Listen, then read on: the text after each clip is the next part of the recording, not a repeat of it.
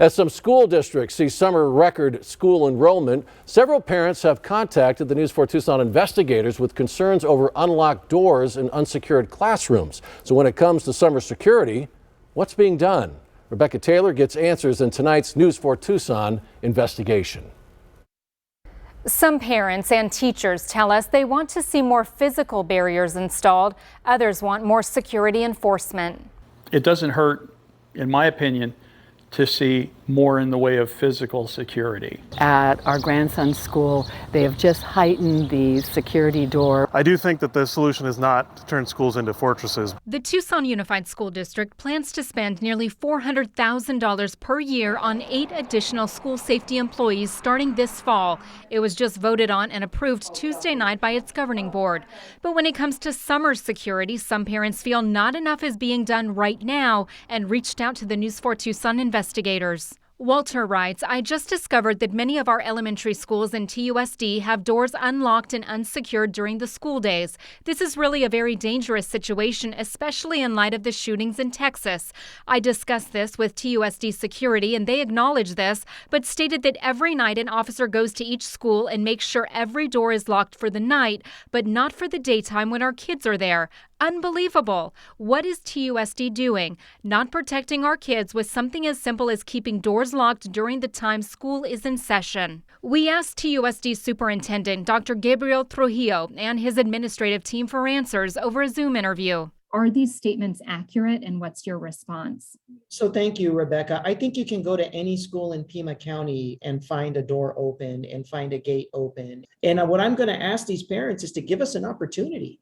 Give us an opportunity here to meet with those campuses, to do the assessments that we need to do. We are going to be highly active in walking around our summer school locations throughout the month of June. We're going to be bringing these matters to the attention of principals. We're going to be providing some very structured guidance and expectations coming up soon. Another parent, Ed, in the Amphi School District writes, I decided to do a parent security check. I drove to the school, parked in front, and walked right on in. No security, no buffer, no nothing.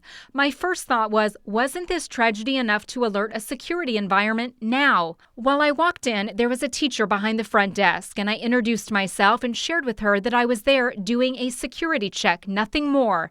She explained to me that Coronado has an open door policy towards the public. I shared with her that in light of what just happened, this practice needs to stop. We reached out to Amphi for answers. A spokesperson told us the superintendent is traveling, but offered us this statement.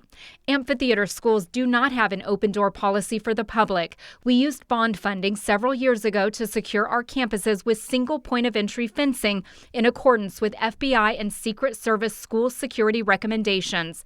The district is planning training sessions this summer and into the school year to refresh our staff on best practices and ensure training is up to date. These are in addition to the regular training and drills the district and schools conduct throughout each school year. Yeah, I don't know what else we can do. The minute we put something in place, a perpetrator with bad intent discovers a way to go over it. You know, it's like you build a 6-foot fence and an 8-foot ladder is built.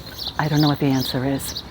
Right now, Amphi has 2,600 students enrolled in summer courses. TUSD has more than 11,000, a new record for the district.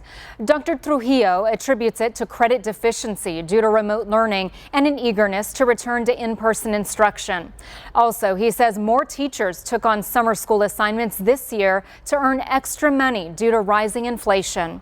If you have a story you'd like us to investigate, email us at investigators@kvoa.com or call our tip line at 520-955-4444.